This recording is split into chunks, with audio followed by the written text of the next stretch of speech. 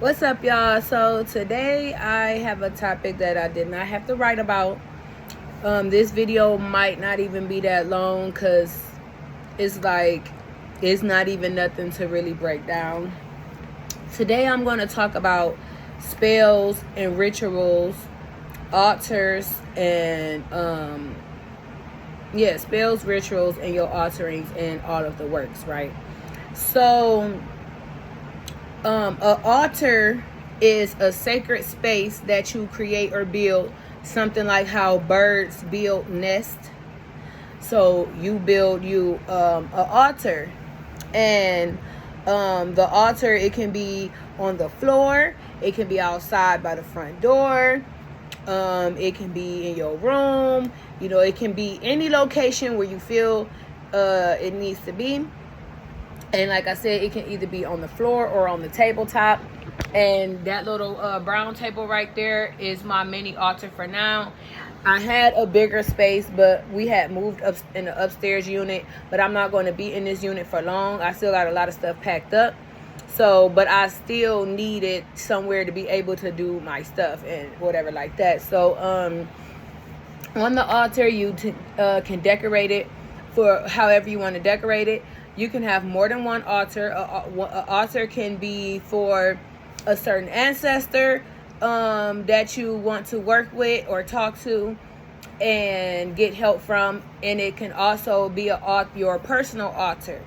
So it'll just be, your crystals and whatever your decorations is, anything that means something to you spiritually or whatever, and you will put that on there or whatever like that. So now if you have an altar that's for your ancestors, like for example, if you had a mom that passed, or if you was working with Papa Legba or something, for example, you would make that altar based on them. So you would fill it with things they like, whether if it's toys, a camera, pictures of them, their favorite color, crystals, and cars, or anything that represent them and things of that nature. But then you will also have it big enough and enough space to where not only do you got your decorations, but you will also have enough space to do your work, which is putting your candles on there, your petitions, and things of that nature like that. On your personal altar, same thing, whatever, things for you and things of that nature. So now when you're doing spells, rituals, and any kind of work, especially that's taking your energy and your power, you have to know that we are getting assisted from the other side, okay? The spiritual side. Yes, we are the powerful magicians. Yes, we are. But everything that we send up is going to the other side. And there are ancestors and spirit guides and certain people and things or spirits in place over there to help guide our wants and things of that nature. For example, you could have an ancestor that love revenge. So whenever you send your work up, you got an ancestor that does revenge, and that ancestor is going to make sure shit get pushed through, and so forth and so on. But the biggest thing that I wanted to talk about today that coincides with everything is offerings. Okay, I have checked out everybody's page from TikTok to YouTube, because we are the NPC, Chat GPT, TikTok, whatever you want to call it. It's in us already. It's embedded in us. All we have to do is act, meditate, think on it, and things of that nature. But you know what I'm saying? Even when we can see and hear sometimes, like for example, I have a spiritual advisor. So when I can't hear or see things for whatever the reason may be, or that I might not have that power, like to be a medium, but she can be a medium. I might have another type of spiritual power or whatever. So they will go through her to talk to me and things of that nature. So it's the same thing. So, but if you don't have a spiritual advisor or whatever like that, then 9 times out of 10, you're going to get your information from where? From other people off the internet. unless you can find somebody close to you or around. Like, you know how I said I had a spiritual advisor or whatever. We actually went to school together, and you know, once you grow up into your truth, and our truth was always going to be in alignment. But yeah, so it's on my last post. I did a cow tongue ritual. Now, I remember my mom telling me that she had some things going on. Like, she probably had it going on before she had me, or when it was just like right after she had me. Like, well, it could have been right before she had me, or it could have been when it was just me and my sister that's right under me, before she started having all the other 6 kids. Like, this was back in the day, like 90s, early 2000s.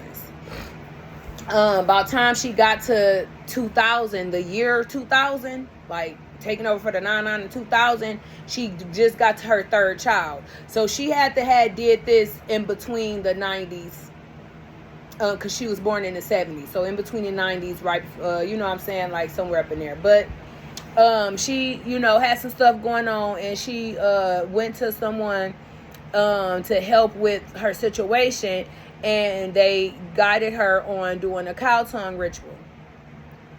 I remember her telling me this. I can't remember why we talked about it.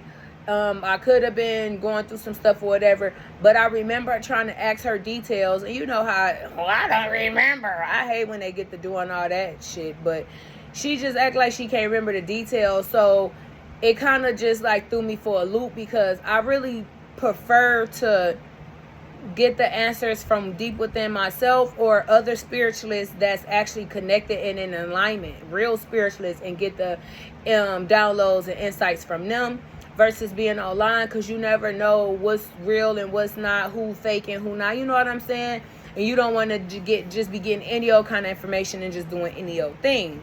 So I needed to know, like, what she did, how did she do it, you know, the whole process, you know what I'm saying? Because I've never done it before, but she don't remember.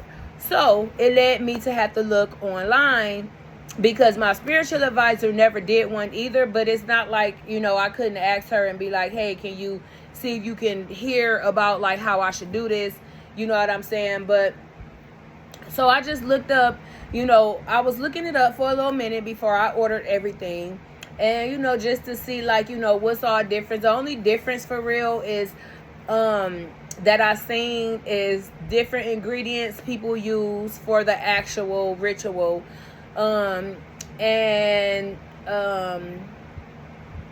Like how people tied it or whatever like that. And then most people took it to the cemetery.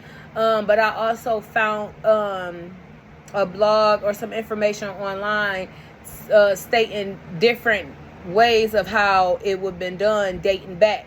Like, some people cooked the cow tongue and ate it, put it in the freezer, then disposed of it, you know, buried it, and all of those things. So another reason why I don't really like just looking online, because when I'm looking for something, I need one answer. I don't need all that extra stuff, because I'm already a Cancer woman, and we already be indecisive. I don't need nothing that's about that be having me not being able to make up my mind or not knowing what to do. You know what I'm saying? But I wanted to look up different things and different stuff, because I didn't want to just look up one thing and take that and run. I wanted to, you know, try to dig as deep as I could.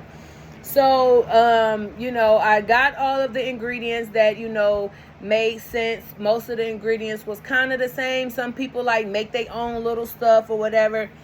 But it was mostly like spices and hot stuff, whole corn, like peppercorns and stuff like that or whatever.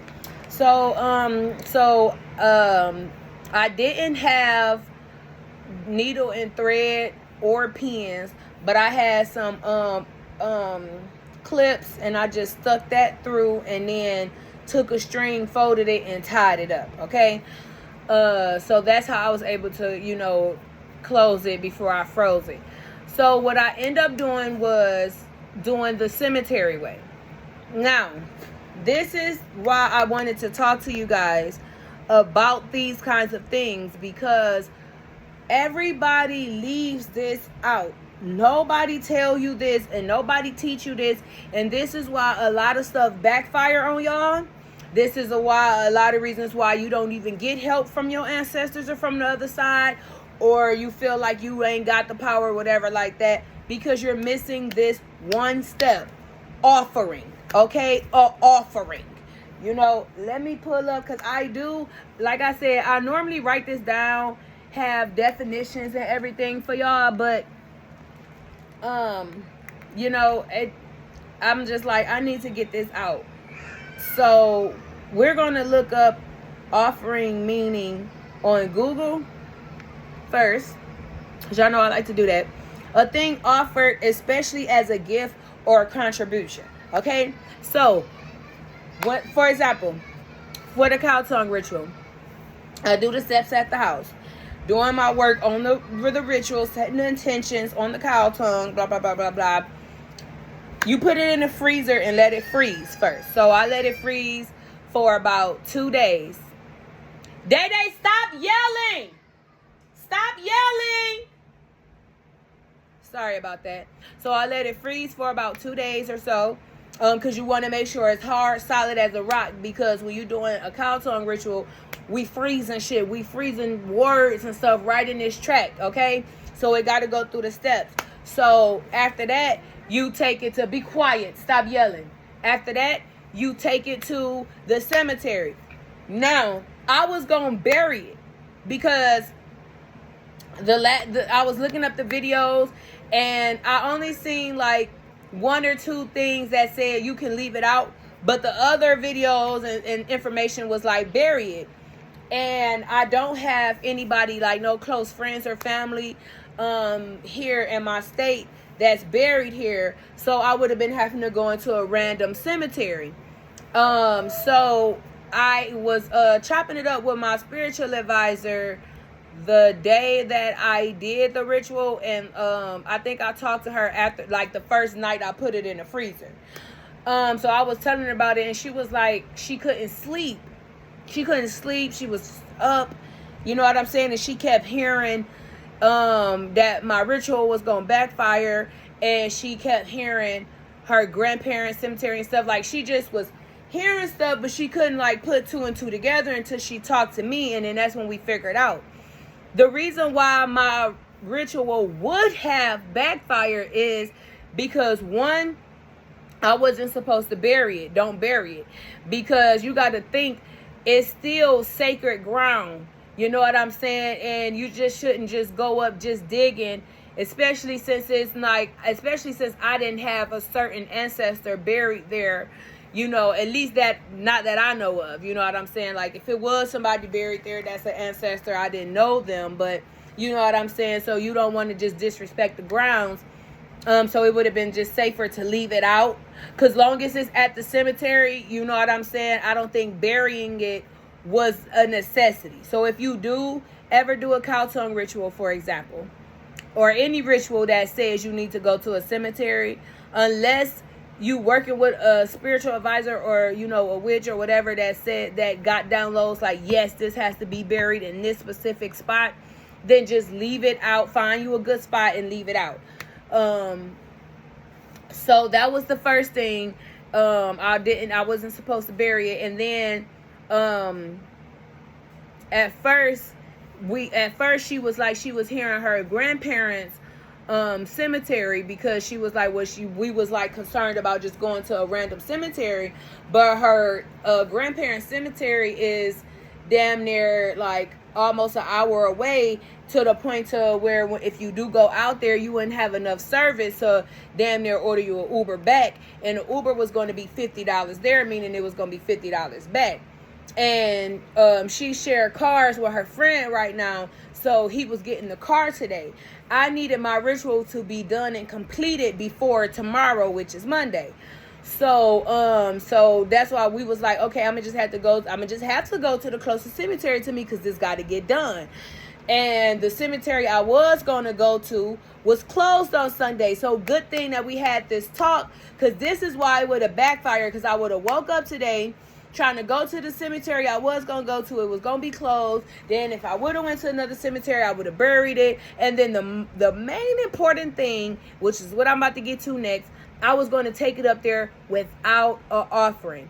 Guys, girls, everybody, you cannot be asking, especially something that is real strong and powerful, you cannot be asking your ancestors to bend their back over without leaving an offering, especially if you don't even know what ancestor you're talking to. Like right now, I'm still learning my ancestors, our connection, names, faces, things of that nature. You know what I'm saying? So yeah, I'm asking for a lot. I'm asking, a cow tongue ritual is a big ritual, and I'm asking for a lot. I need help. I needed a lot of help.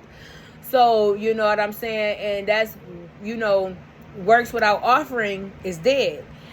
So she was like, yeah, sis, you was gonna be all fucked up. You know what I'm saying? And then not only that, walking into cemeteries, there is all kind of spirits and stuff, whether if it's negative or evil or not, there's all kind of spirits there.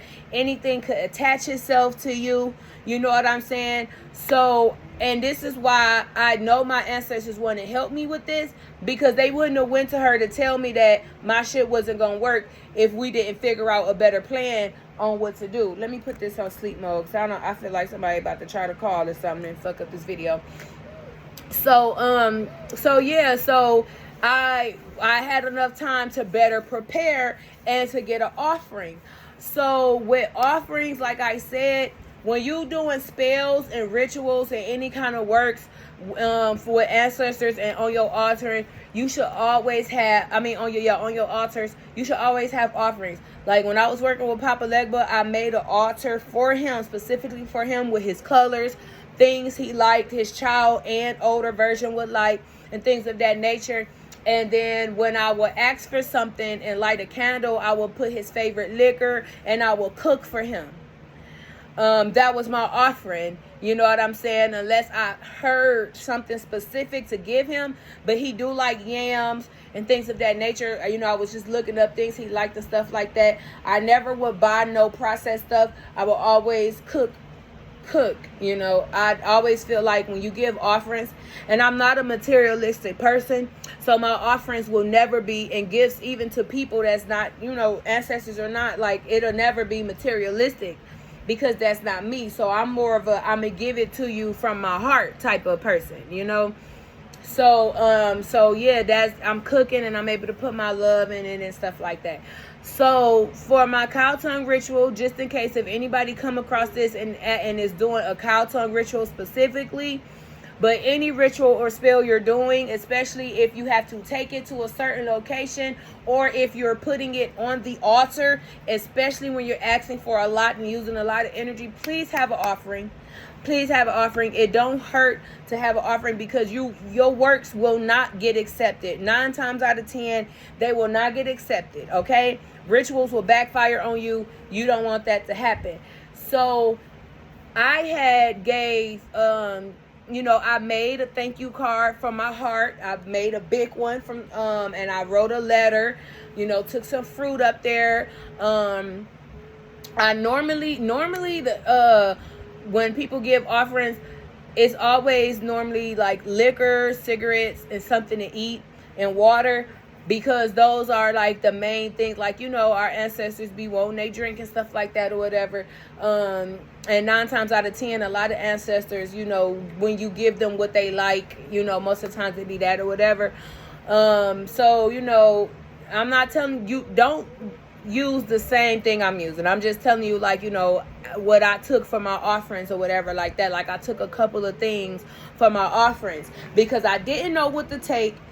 I did hear the liquor, so I took a bottle of Remy. I did hear that, but I didn't hear anything else specifically for sure. I did hear, like, take something to eat. I felt like taking something to eat.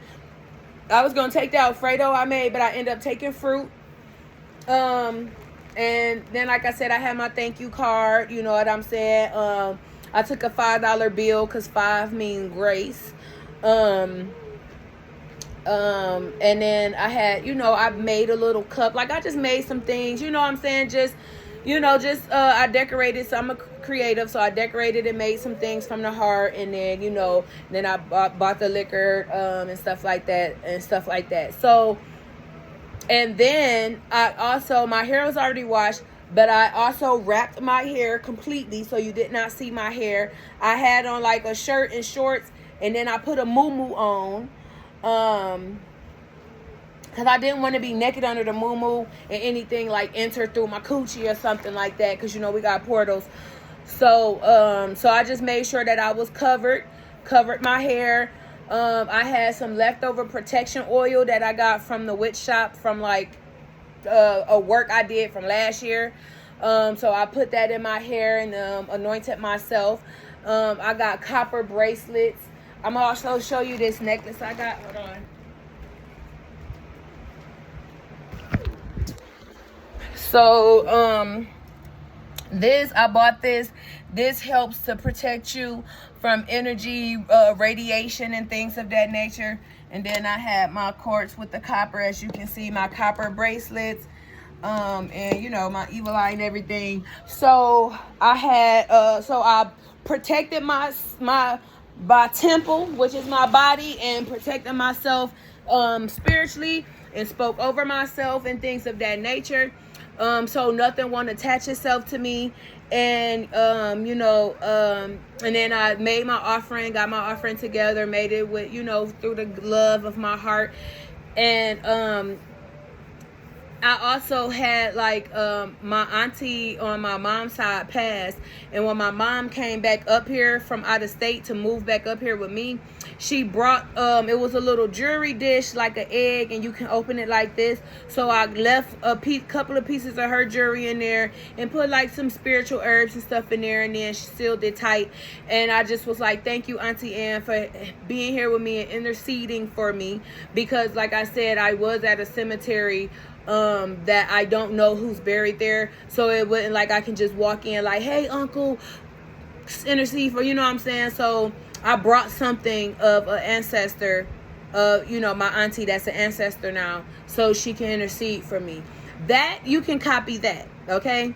If you know, like if you go into a cemetery, if you can go to a cemetery where you had a loved one or a close friend or something that passed and that you were close to and knew, you can go to that cemetery. But if you're going to a random cemetery and you do have like something of your mom's and she died or whatever, and you have something that of her to cherish her or whatever like that, you can do that. That way you can be like, be here with me and help intercede for me and stuff like that, you know, talk to the other ancestors to help this go through.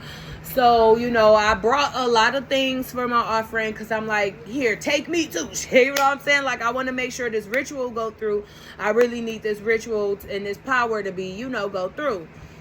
Whenever I work with Papa Legba, like I said, I will cook for him, get his favorite alcohol, and put it on the altar that I decorated for him. And then I said, one thing I didn't, when I was doing like small works, like on my personal altar, like say if I wanted to manifest some clients, because I do locks, I would write out whatever, you know, I write out and fold it and then put my candle on it and stuff and let it do what it do. But I just said, just because of the importance of offerings, I'm still asking somebody to help me. So I'm going to just start like buying little double shots, because our ancestors love to get drunk, okay? We all do. We all like to partake and party and stuff like that. Even if you don't drink, you probably smoke, you probably drink, you probably do both, one or the other. And if you don't do none, then okay, you was just you will be the ancestor that was sober. But 9 times out of 10, most of everybody partook in drugs and cigarettes and stuff when they was here. So 9 times out of 10, cigarettes and alcohol and food and water be one of the main things that you can take as an offering. So when I do like my personal works, you know, something that's not that big or whatever, I'm going to start, you know, leaving little double shots and stuff like that on my altar, because you gotta think, we're paying respect to them. We're showing how thankful and grateful for them being here for us and helping us, making a way and interceding for us. So let this video touch everybody it needs to touch. Thank you, ancestors, for helping this message get across, because this message is for the ancestors. You know what I'm saying? Like, we're asking them for help and they want offerings, or stop asking them for shit. You know what I'm saying? Like, That's just like somebody using you and abusing you. Keep on asking you for money. Keep on asking you for money. They don't ever pay you back. They don't ever, you know what I'm saying? So our ancestors feel the same way. Like, damn, you ain't gonna look out for me this time. You know what I'm saying? Like, and then it's out of love and appreciation. So today, before you exit off this video, do not forget, works without offerings is dead. Okay? If you don't want your spells and rituals and works to backfire on you, please have offerings for your ancestors. It's showing love, it's showing appreciation, it's showing gratitude, and it's giving them the extra boost to be like, you know what, I got you. I appreciate this offering. You know what I'm saying? Because they don't have to help. We don't have to give offerings, but they don't have to help. So it's like we both meeting in the middle. They'll help us, and we gonna give offerings. You know what I'm saying? And like I said, I just was like so amazed that I do not see people talking about offerings. I do not see it. I check a lot of spiritualist pages. I follow a lot of spiritualists. And when it comes to certain things like this, nobody never preaches on the importance of offerings. If they are, it's not a lot of videos out. So that's why I had to make this. That's why I didn't have enough time to write nothing down. I said, just go ahead and talk. Because normally I write it down. A lot of times I have ideas and I don't get right in front of the camera right then and there. And I ain't want to forget nothing. So I write it down, have it in order. But today was pretty self-explanatory. And you know what I'm saying? Have your offerings. Stop asking for shit. This is not JT. My bitch shaking ass with their hand out. If anything, that's the ancestors. They shaking ass with their hand out. Because they need it. They need that. You need that? They need that. Yeah, period. Yeah. So, thanks for tuning in. I'm going to see y'all in the next video. I actually got some topics wrote down. I did not record them yet. I might record that right now since I'm sitting here. But this is definitely going out, okay? Y'all got to know that you cannot be asking your ancestors for nothing, especially something real powerful.